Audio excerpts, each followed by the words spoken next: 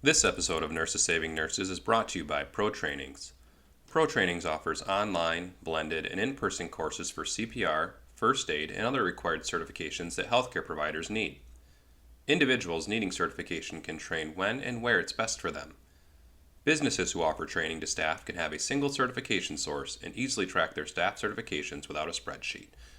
Go to protrainings.com to learn more. Welcome to the Nurses Saving Nurses podcast, where we discuss nursing innovation, entrepreneurship, and creative problem solving addressing some of the issues that exist in our healthcare system. We're focused on solutions, not problems. All right, want to welcome everybody back to the Nurses Saving Nurses podcast. We are in for a treat today, sitting here with Thomas Sikma of Ride Your Way. Welcome to the podcast. Thank you for having me on today. Yeah, absolutely.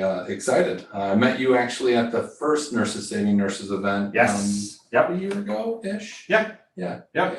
So great to connect with you, and really even greater to learn about your story, which is it's one that gets you here, but it's also very mission driven, and I appreciate it. So without further ado, let's jump into, before we get to Ride Your Way, let's talk about your nursing career and background and what led you to nursing. Yeah. So my nursing career really started off before I was even in college back in 2013.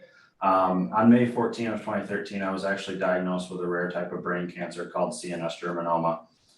Before all of that, a couple months leading up into my diagnosis, I had a bunch of weird symptoms like double vision, depression, insomnia, horrible headaches, and wasn't really quite sure what was going on.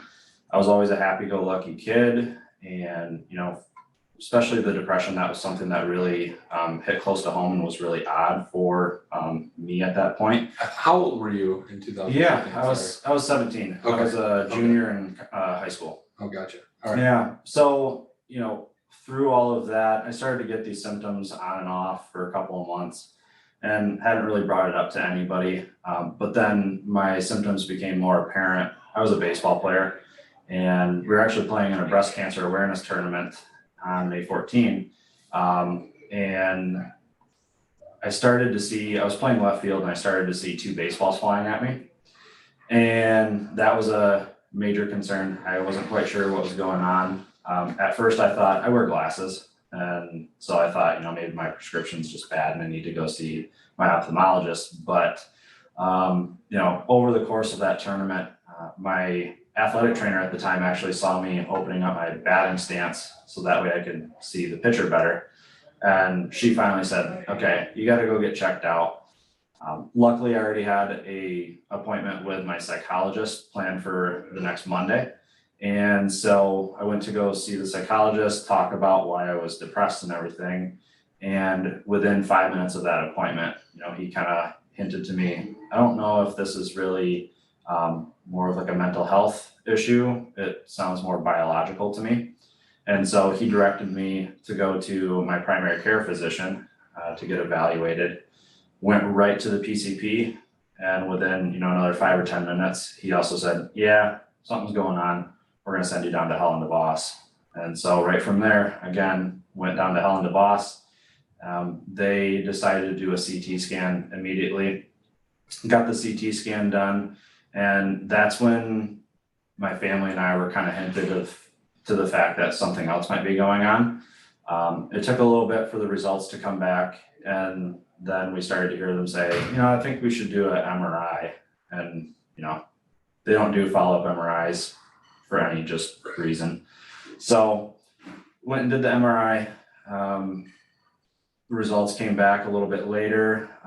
My dad and I were actually hanging out at the McDonald's on Michigan, waiting for the results to come back. And we actually had left that parking lot because it was taking so long. We were driving back up to another baseball game that my team was playing in. And finally, right then and there, we got a call from Helen DeVos saying, hey, you're being admitted to the hematology oncology floor. There's a lot that we have to discuss. And so, this was a 6-hour time period from when I was in that psychologist appointment to when we were getting admitted to the hospital. And so we went right up to the 9th floor at Helen DeVos, met with Dr. Dickens, who was then my primary oncologist. And he sat me down in front of the screen. I'll still remember exactly what computer it was on the floor. And he said, "You have brain cancer." And Wow. so, yeah, at that point, that's when really. Don't worry about that. Yeah, we're good. And so at that point, that's when, you know, our lives changed forever, and that's when my nursing career started. Through the course of my treatment, you know, I went through 4 rounds of chemo, 5 weeks of radiation, and a brain surgery. And yeah, and you know, right from when I was diagnosed, I was cared for by so many amazing people, and that's what really inspired me to become a nurse. But through everything, you know, I saw the healthcare field from such a different lens that a lot of people don't see it from, the patient side of it.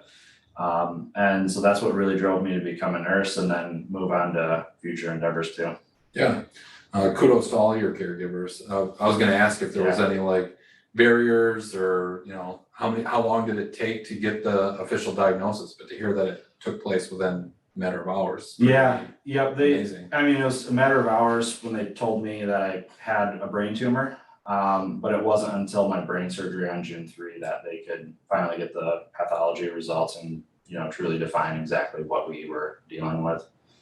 So how did that lead you? I already know, but they know. Yeah, So right. how did that lead you down a career path to nursing, and what area of nursing? Yeah, so like I said, right after my diagnosis, I was cared for by so many amazing people. And so truly within a couple of days of my diagnosis, that's when I just said, all right, yep, I gotta become a nurse. And I didn't want to just become any, you know, regular nurse. I wanted to be on the floor that I was treated on.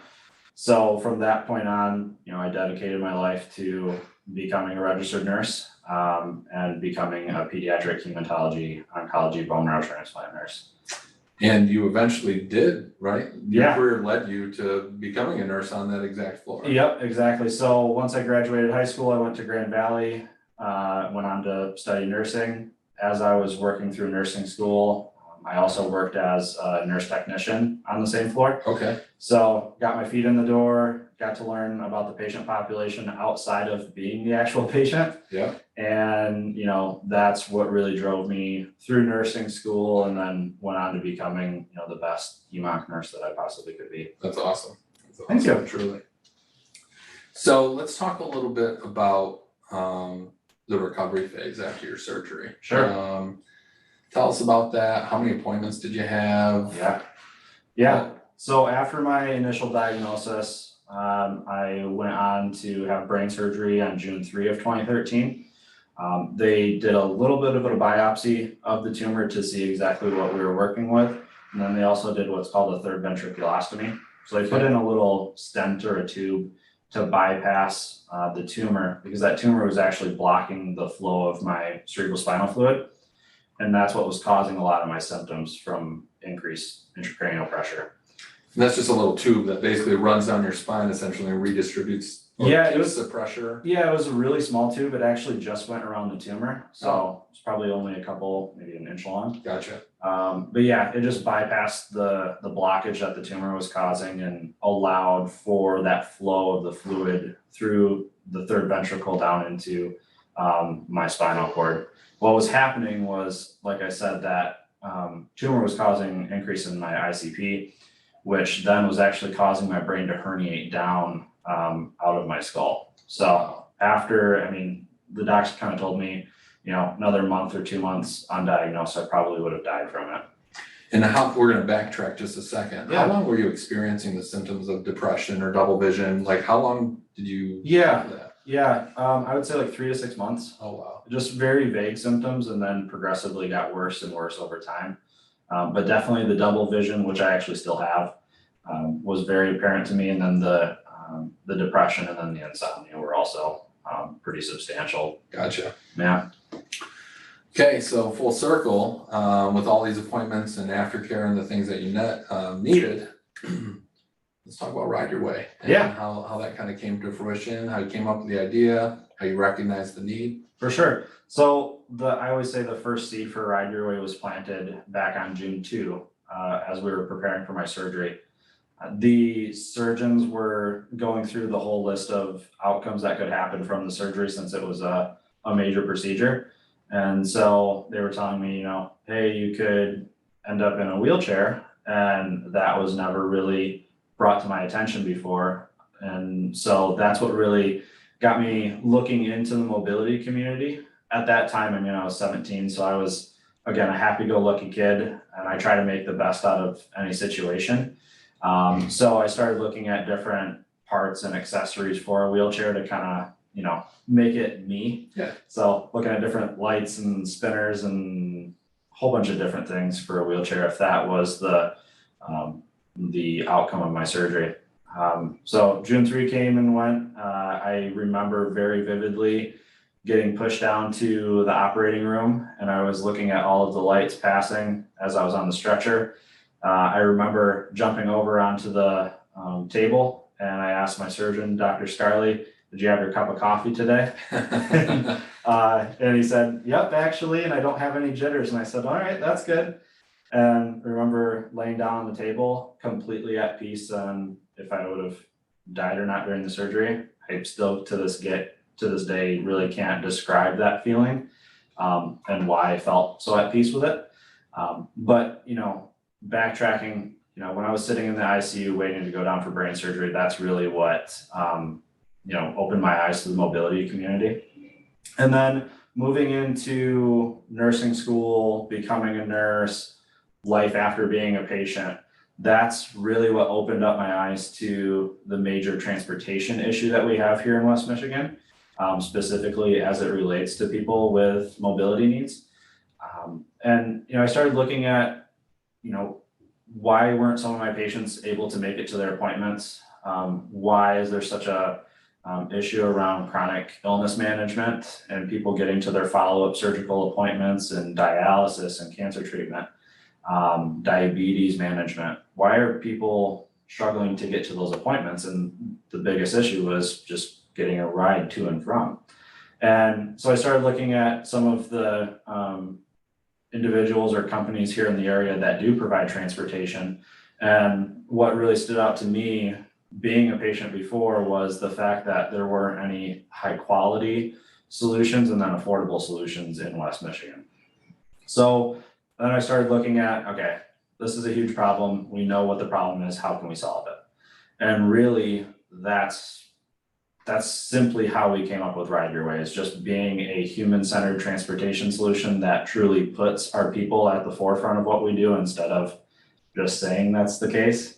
And then, falling behind when it relates to, trying to do more rides or make more money. It's not about that. It's just truly making an effort to remove the barriers that prevent people from living their best life. And that's awesome. And That's our across mission. probably both our careers or any other nurses we know, Yeah, we know that there's, either chronically ill or acutely ill patients that run into those exact barriers. I Yeah. can't get to my appointment. My provider is here and, my family works during the day, or I don't have actual transportation to get me here to there, or I just don't drive. Yeah. And those are all barriers that exist with many, many patients. exactly. For example, when I worked up on the 9th floor of the Children's Hospital, there was one specific case that came in.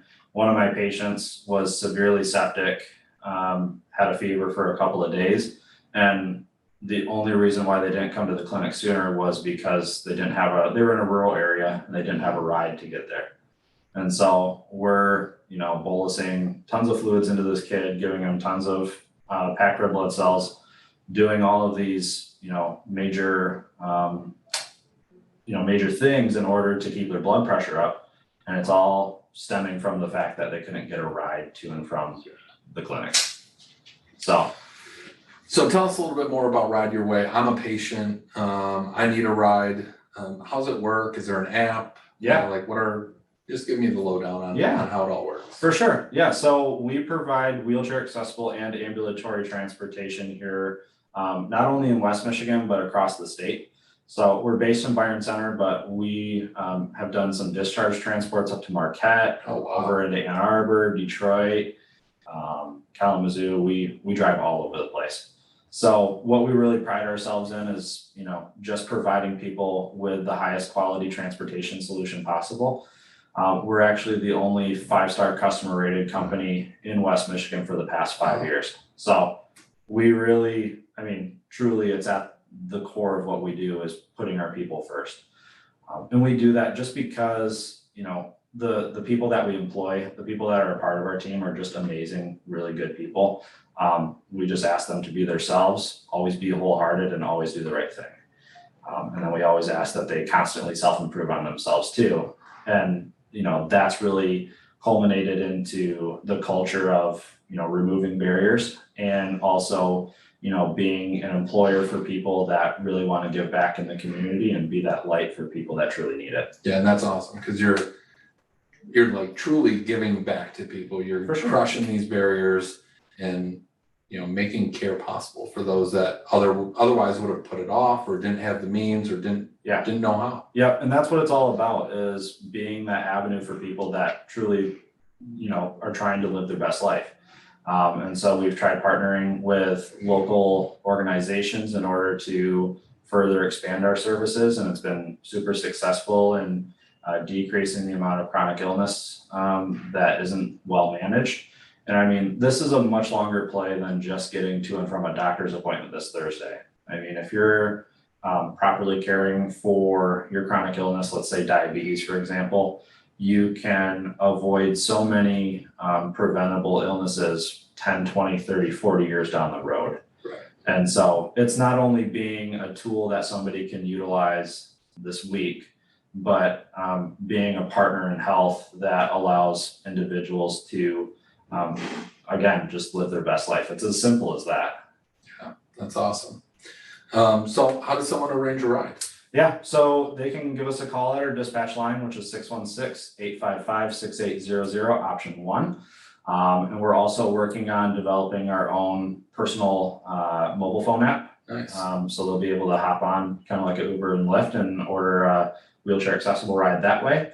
And then we've also partnered with numerous hospitals and organizations in the area to really connect people to that transportation that's so desperately needed as soon as they leave the acute care setting too. All right, awesome. So, Well, as a business owner, I typically ask these couple of questions of Sure. everyone that's been on the podcast. yeah, So what's been your biggest win and what's been your biggest challenge and how did you overcome that? yeah. So what's been our biggest challenge is finding the right people with the right heart to join our team. We don't just onboard any specific or any person that walks through the door. We truly vet them through our core values and make sure that their vision is the same as ours. So finding those high quality people that want to give back in the community has probably been the biggest barrier. The biggest win has been keeping that 5-star customer rating as we've, you know, expanded so much over the past 18 months. I remember we were doing, you know, 1 ride a day to and from Mary free bed not very long ago. I mean, we've been in business for 5 years. So within the past 4 years, we've went from 1 vehicle doing a ride a day to now we're up to 8 vehicles doing anywhere between 65 and 80 rides per day. Wow. Yeah. That's So awesome. that's been the biggest one. And, you know, developing a team that shares that core focus and all of our core values has been, you know, monumental in getting to that too. I mean, it takes a village to do what we do, and it takes a special person with a special heart to be a part of our team. And so, I mean, it really, our team is at the core of what we do too. And so it's so important to have those people behind you and sharing that same, you know, vision for the world that you do too. That's awesome. Well, I appreciate you joining me for the podcast today. What a great story, start to finish.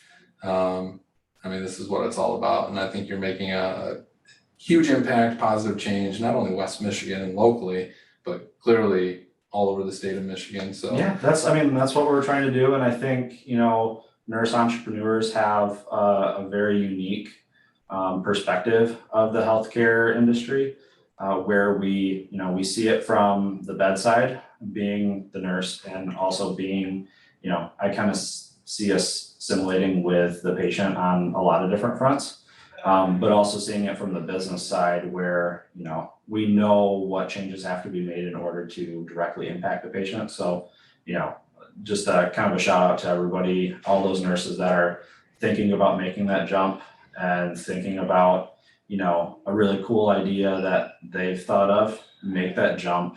And, we're all here, I'm here, Nurses Saving Nurses is here to, help you get to where you want to be and make the world a better place. Yeah, you stole my plug. I was saying Thomas is definitely a part of the Nurses Saving Nurses Network, so I'm sure he's available for questions or Absolutely. ideas that you want to vet. So he's a great dude. Don't be afraid to reach out.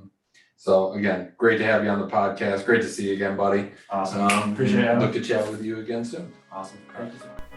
Thank you for listening to Nurses Saving Nurses. Follow us to hear more exciting content and innovation occurring in the nursing world.